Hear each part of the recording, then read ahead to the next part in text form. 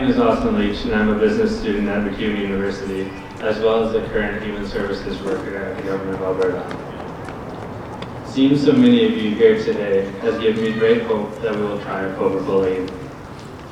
It also makes me deeply sad that we need to have this rally in the first place. As a community, we have faced the issue of bullying for as long as there have been differences between people. It is as if being different from another person gives people permission to hurt, to criticize, to hit, and to kill. Manmark's determination to start this campaign stems from his own dramatic experience in 2012, when he senselessly witnessed a man take another man's life in a form of violence. Ladies and gentlemen, today we are here to raise awareness against bullying and to encourage people not to be bystanders when it takes place.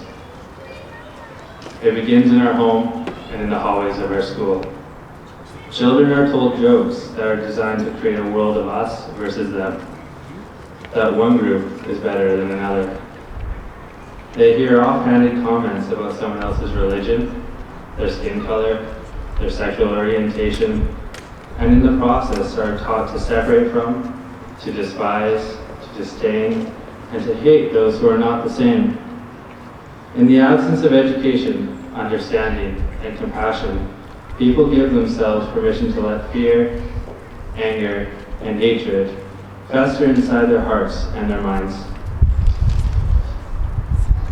In the presence of their fears and their lack of understanding for those they live, work, play, and see in general time, they feel empowered to lash out with disapproving looks, words of hate, and actions that impose their assumed importance over others.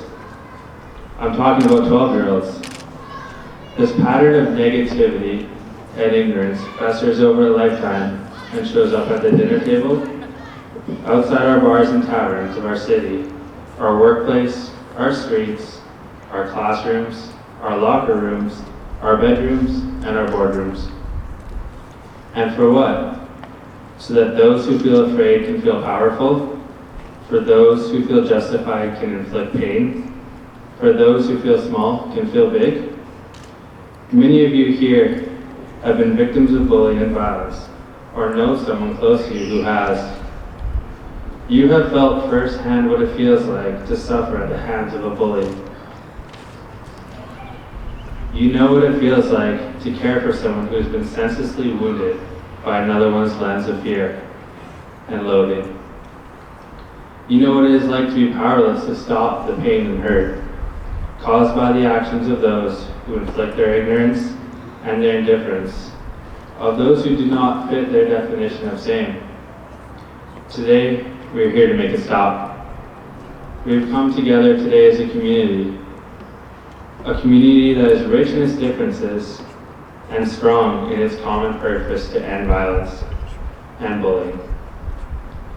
We come together today, not anger or revenge in our hearts, but kindness, courage, and resolve. Kindness for ourselves to heal from the hurt. Kindness for those who have been affected from bullying. Kindness to those who lack the education and the humanity to recognize the damage they inflict when they impose their ignorance. Kindness for each other and the difference that brings us together in the community, rich with life, vibrancy, and possibility. We also come here to get together with courage and resolve. Courage and resolve to actively change the conversations, the jokes, and the comments. Courage and resolve to educate our children when they laugh at those who are different. Courage and resolve to challenge our friends and our colleagues when they tell jokes that are made at the expenses of others. Courage and resolve to say no to bullying, both when it happens and when we see it going on. Courage and resolve to be part of the solution and to end it by talking to others and acting on our convictions. Ladies and gentlemen, today we have a remarkable opportunity. For many years, those who have been bullied have felt lonely and alone, often powerless to challenge their abusers. Today, you are not alone. I am not alone, and we are not alone. Today, we come together as a community of people from all walks of life, and all united with a common purpose. Today, we are a community that is committed to challenge those who bully by planting the seeds of possibility, respect, and appreciation in the hearts of those where none exist. A community that is made not of bystanders, but those who are standing up, ready to make a difference and to stand up against bullying. A community that sees a better way for all of us and is willing to work together to make this vision a reality. A community that gives me hope to have a future without bullying. Repeatedly, though, I hear stories of abusive workplaces where employees are not treated with respect and dignity. I've learned that organizational structures and policies are often used as an excuse for bullying. Managers frequently take shelter behind large organizations as they implement harmful practices and treat employees or even peers in ways that are devastating to their emotional and physical well-being. In our market society, profit and nonprofit organizations have taken on enormous power and influence in our lives. We must learn to be more careful about how we use these organizations. They are not independent or autonomous beings. We create them and give them power. As citizens, as consumers, as employees, and certainly as managers and directors, we must commit ourselves to creating workplaces that are positive and constructive. Don't settle for platitudes about empowerment pasted on walls. Demand and implement higher standards so that we build organizations that enable us all to be joyful, supportive, nurturing, and have honest work environments. Such standards would turn our society into a sustainable system and leave behind the hollow shells of abusive practices. We cannot let the little comments slip by. As members of civil society, we must stand up and be counted. It is our responsibility to do so. Bullying is one type of youth violence that threatens young people's well-being. Bullying can result in physical injuries, social and emotional difficulties, and academic problems.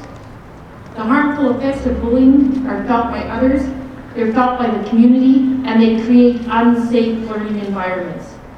At Edmonton Catholic Schools, we have a firm policy of zero tolerance for bullying.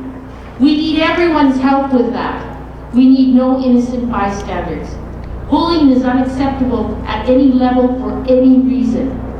Schools are a place where anti-bullying policy must start. Children must be taught at a very young age how to get along with everyone, whether they're exactly like them or not. I don't think there's probably any of us here today that hasn't been touched by the harmful, awful, tragic effects of being bullied for one reason or another. As a parent, I know what it's like to see your children be bullied. As a trustee, I would say the calls that I receive and the stories I've heard of the bullying that takes place in the schools, even with a zero tolerance, because no one says anything. And often victims are feared. They're afraid. They're afraid to come out. They're afraid to say anything. They're afraid of the repercussion. We must stand up for them. We must stand up for every weak, vulnerable person in our school system that may be subject to bullying. And added to bullying in the year 2015 is cyberbullying, internet bullying, all kinds of bullying, text messages coming back and forth. And that kind of bullying has to be stopped. In our schools, we can only reinforce a zero bullying policy if nobody is an innocent bystander, if everybody is on watch, the whole community. Let's stop any type of bullying and never see another child harmed by this again. Thank you. And her grandson came in, but he didn't come into the kitchen, he just went upstairs. And she knew something was wrong. That's not the way he normally did things. She waited a while, and he didn't come back down, so she went upstairs. What's the matter? Nothing. What happened at school? Nothing. She kept asking and prodding and listening and finding out, well, we all know it happened because it happens too often. Some guys had pushed him around, stole his lunch. The big guy with all his friends standing beside him told him horrible stories, made threats, told him he better bring his lunch money into him next time. And the grandmother listened until finally he asked the question that we all asked.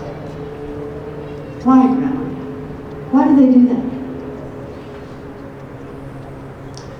Well, you know, grandson, we all have two wolves inside us.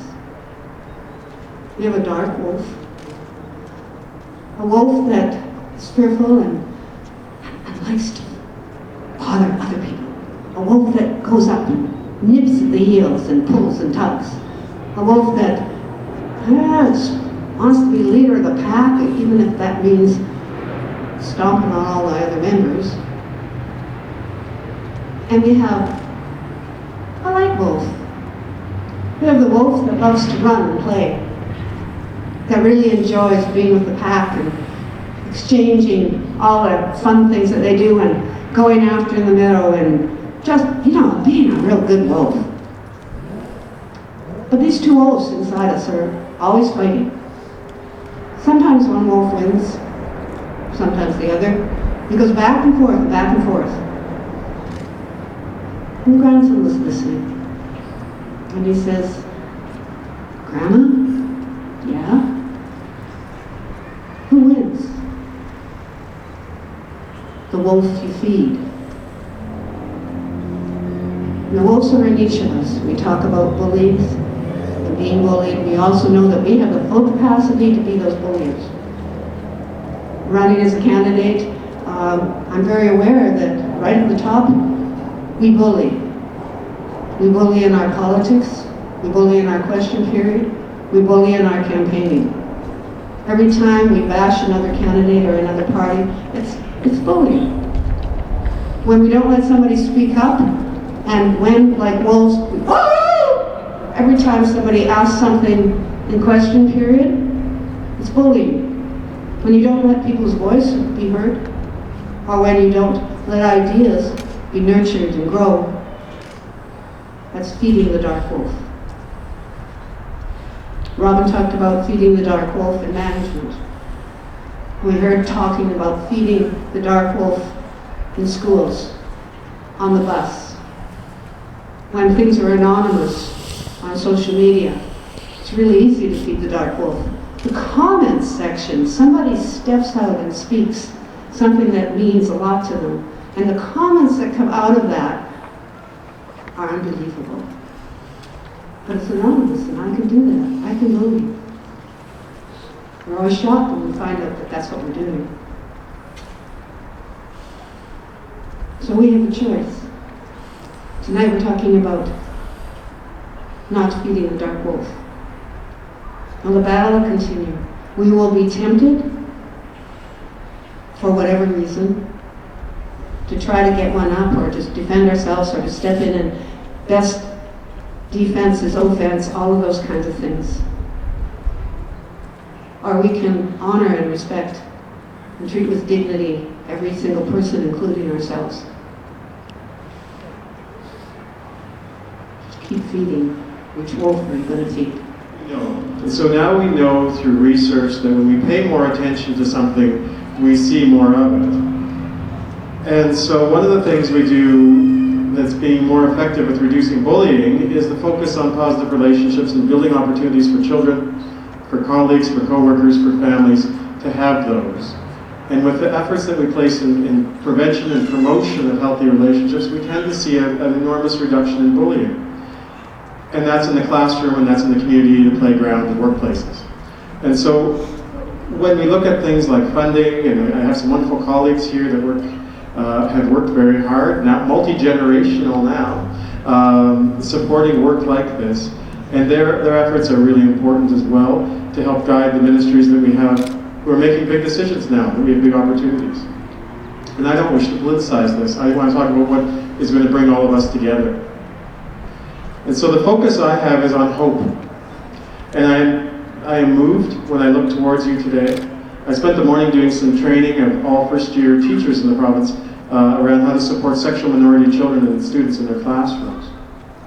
And it gave me hope to come away from those young, fresh-faced teachers who are excited enough to come and do a session for a half a day to learn how to do that better, when a couple of years ago we couldn't get young folks to show up to learn how to do that.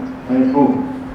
I look out in the audience today and I see some wonderful people, and I don't mean to denigrate poor Ray Martin for being old, because he's probably just 10 minutes older than I am, but veterans like that who have spent a lifetime in service of their communities to make them safer, more caring, and more connected. And then I see other folks in front of me, like a beautiful young mother with beautiful children that she wishes to support, that she had taken on an entire institution, and people that support it, and trying to steer that big ship in a little bit different direction so that sensitivity, caring, and inclusion are genuinely expressed for her children and for all other children. I want to tell you tonight about 3 simple words that we can all use. 3 simple words that have the potential to make a big difference in the lives of bullying victims, sexual assault victims, domestic violence victims, dating violence victims. And those 3 words are, I believe you. Crimes where the victim knows the offender, where they have a pre-existing relationship, sometimes they're friends, sometimes acquaintances, sometimes family members. They can even be people that the victim trusts and loves. All of these things make it very, very hard for the victim to tell someone about what has happened to them. Sexual violence is one of those crimes. 97% of assaults are never reported to police. Lots of survivors don't tell even their closest family or friends. And what happens when we have this low rate of reporting is it affects the safety and the health of our whole community. Because the people who need help don't get it, and because the offenders are able to keep offending. The most common reason why victims don't tell is they don't feel safe to tell. They're afraid they're going to be doubted, they're afraid they're going to be judged, they don't know how people are going to respond. In fact, one of the most effective threats that an offender can make against a victim is to warn to keep them quiet, because no one will believe you. And that's a lie that we need to address head on. Bullies do not come from outer space, but from amongst our own communities. They are white and people of color, religious and atheist, super straight and closet gays. They are part of you and I. They are human beings who are scared of diversity and change. They see themselves as victims and defend their threatened existence through social barriers, supremacism, and hate. I speak as one with tremendous privilege, as an immigrant Sunni male academic living in the sanctuary that is Canada. I speak out against religious supremacists who hide behind the cloak of religious freedom to bully vulnerable religious and sexual minorities. The Prophet ﷺ welcomed trans persons, the Muhannasun, in his household.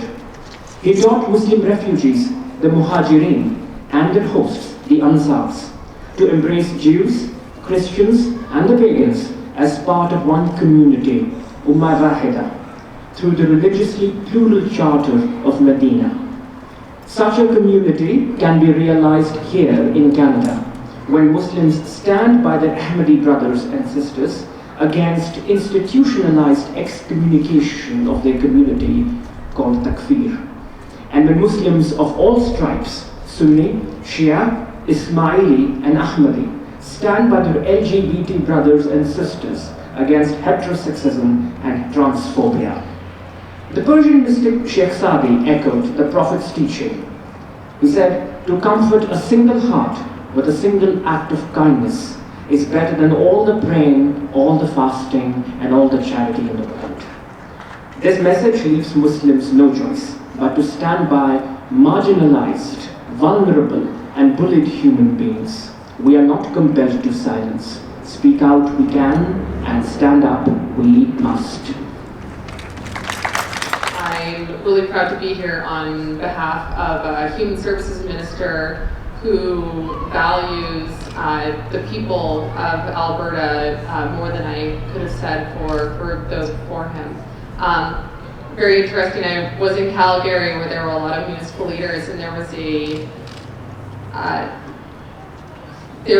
class, I guess you could say, about how to lobby your government, and the worst thing that could be said was that the new government is people first and not business first. So I think that speaks volumes about the people that are in government to make policy that obviously is to the betterment of our lives.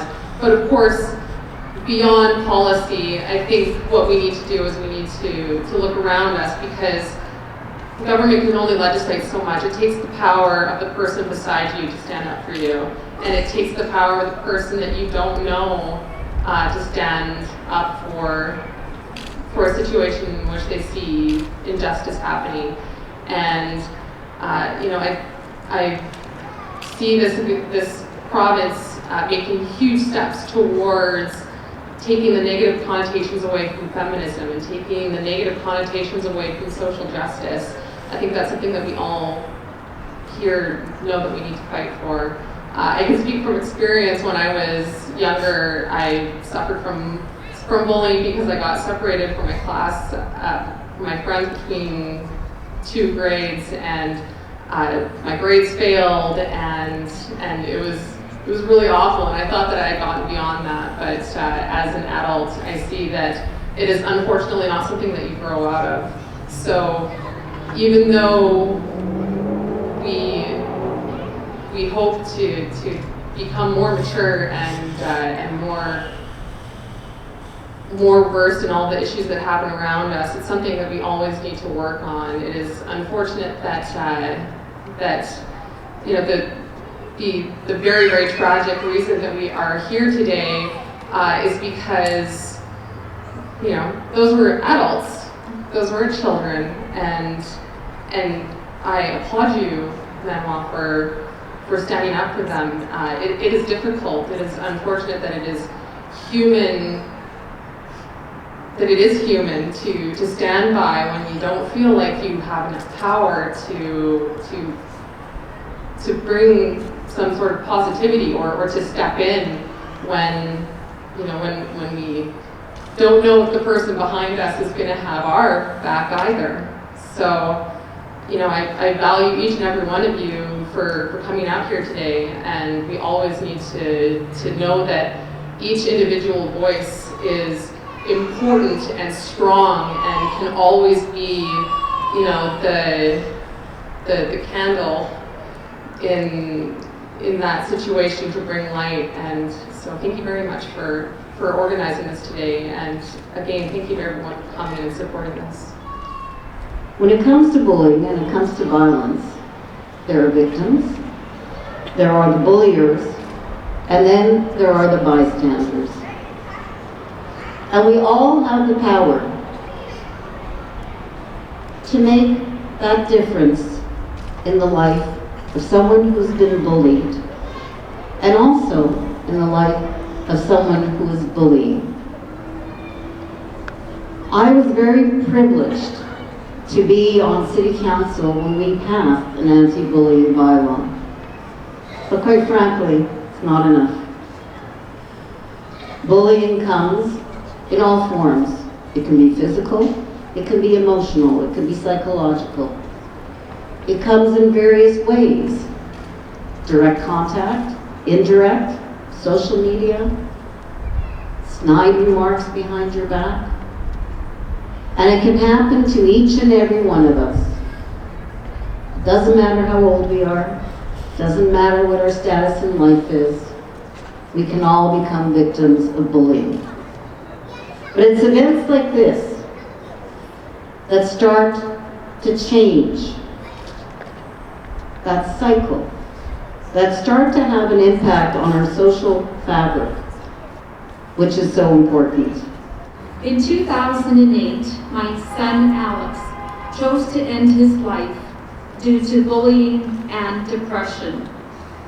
I felt there were many hurdles placed before us in getting the right help and support that he needed. Bullying, abuse, and violence are concerns that need to be addressed. As adults, we need to become aware of how we are treating others, as we are the role models for our children. Sometimes we're not even aware of how our behavior affects others. Changing behavior is a process. Bullying is a learned behavior.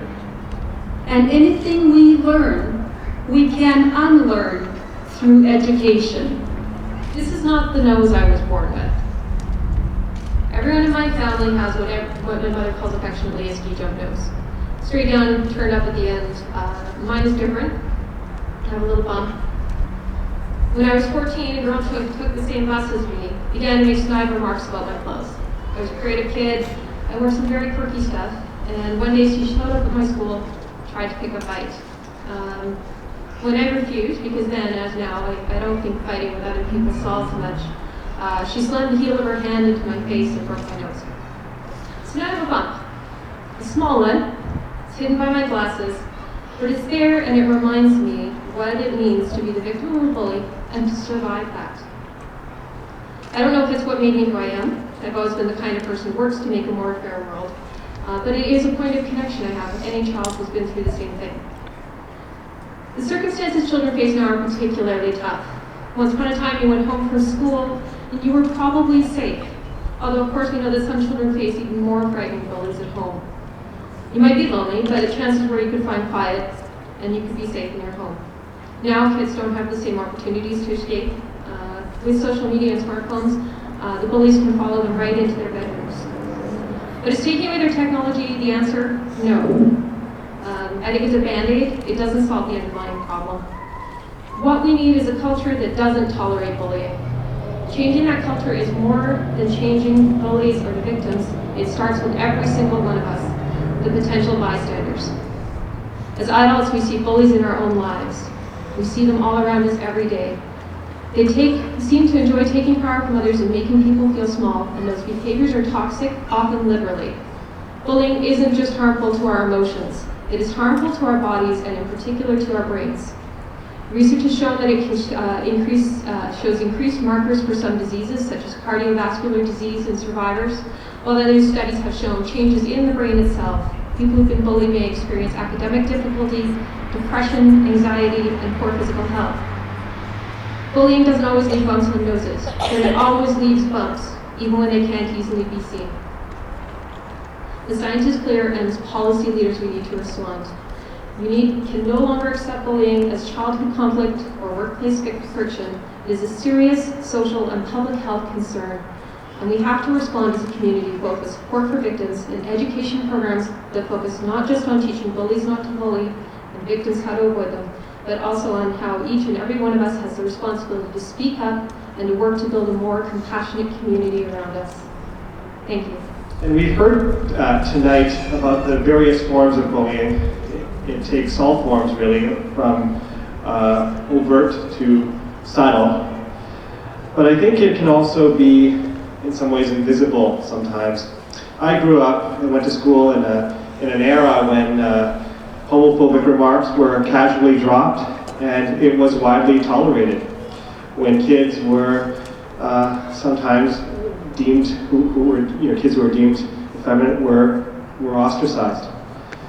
And when I went to school, which really wasn't that long ago, my experience was that teachers sometimes turned a blind eye. And I've seen firsthand the damage this kind of inaction can do to our kids. And in fact, and the long-lasting impacts. of not providing a safe and caring environment in our schools. And while I'm glad that I think our school districts have come a long way, we need to continue to be vigilant about supporting kids. I remember in grade 7 standing around in a circle outside the bathroom, and there was about 10 of us girls, and one gal was being attacked, one by one. They were just coming like shots, and they would just rip through her heart. And each one was to cut her down and to make her feel like she didn't count. And as I watched what was happening, it was happening so fast, and I looked inside Millie's eyes, the gal that was being attacked. I looked inside of her eyes, and I saw her face, and she was trying so hard to be brave and to hold back the tears. And my heart was crushed. And I saw what was happening inside of her. And all I could do, everything just welled up inside of me. I couldn't even speak. And I turned around and I ran into the bathroom, just crying my eyes out.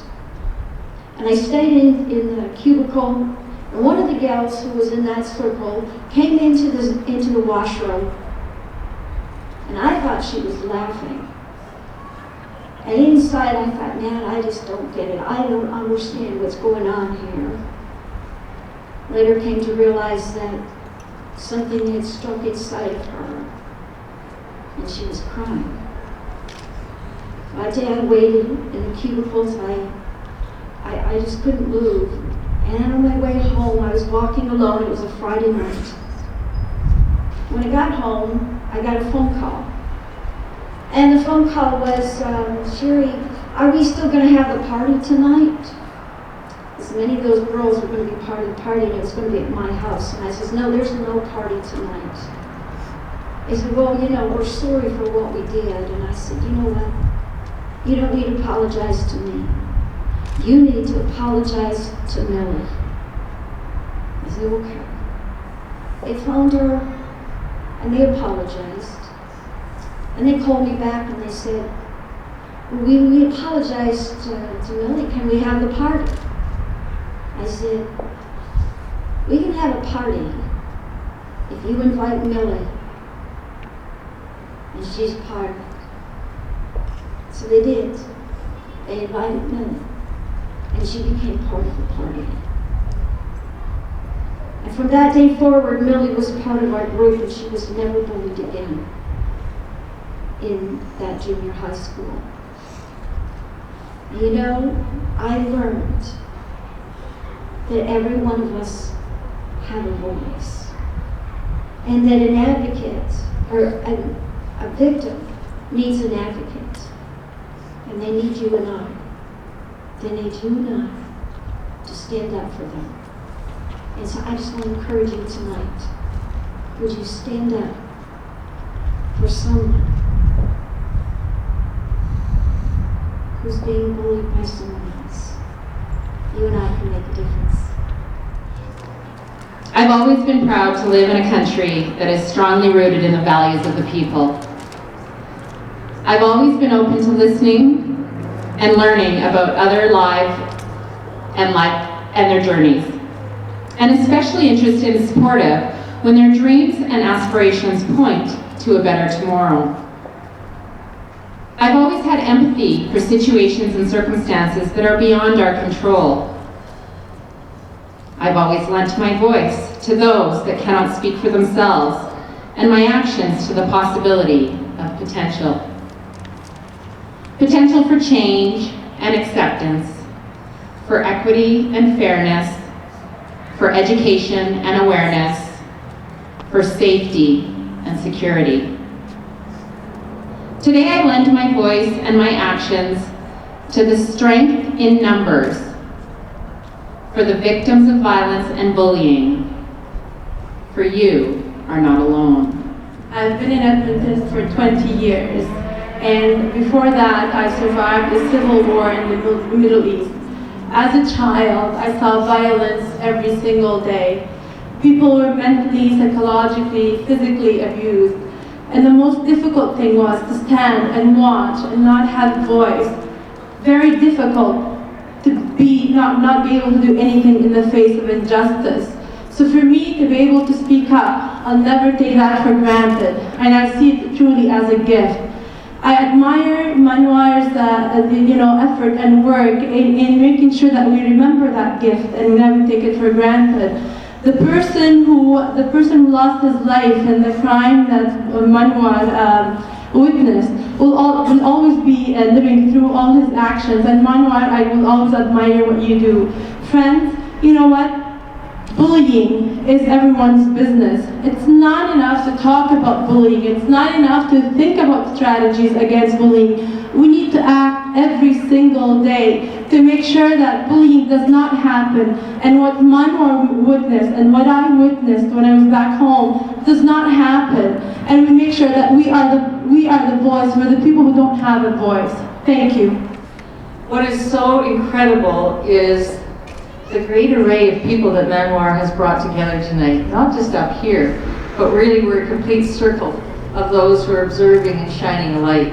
So I want to thank Manuar, I want to thank those who took the time to stand here in the cold, and those down here who took the time to stand in the cold. I can give you 2 examples of actions that have been taken to deal with bullying and the frustrations that we face, and actually as elected officials trying to take action. My colleague Danny Moran, a young gay man elected as a member of Parliament in Quebec, a victim of bullying, actually brought forward to the House of Commons a motion calling for a national strategy against anti-bullying. And his proposal was to bring together representatives of all of the parties in the House of Commons to work together. Sad to say, the Conservative government voted that down. My other colleague, Randall Garrison, a gay man, very active in human rights, has worked around the world. He brought forward a bill to extend the rights to transgender people. And he worked for 4 years to bring that forward. And sad to say, when it finally came to the House of Commons, it failed. So what do we learn from that? We learn from that we do have brave people who come forward and are elected. And what we have to do as the populace, as the electorate, is stand behind our elected officials who try to do the right thing. We have an example right before us now. One of my colleagues is running to be a member of Parliament in Alberta. She very bravely ran the provincial election as well and ran into incredible bullying and racist remarks. She's had to pull down her Facebook page because of death threats. So I and some of my colleagues have stood by her and are making sure that she's protected. We have to call out bullying, and it comes in all forms. It happens to some of us when we're children. It happens particularly to those of us who may have a brown skin. It happens to our First Nation and Métis and Inuit fellow Canadians. And it's important for us to stand up for them. We look at the suicides happening in Nunavut. Shameful. There was a great program on CBC Today where teachers were telling students things that they could say to respond when they see their friends being bullied or when they're being bullied themselves. I think that the message tonight is we can't be bystanders anymore. Bullying continues to exist because we haven't stood up enough. There are a lot of actions being proposed by the Conservative government about bringing forward criminal action. We think it's more important that we empower people to prevent bullying and provide the supports for that. So I really want to thank all of you for coming out, all of you for coming out, and thank Manuar for organizing this. And let's continue this work in the light of day. Thank you.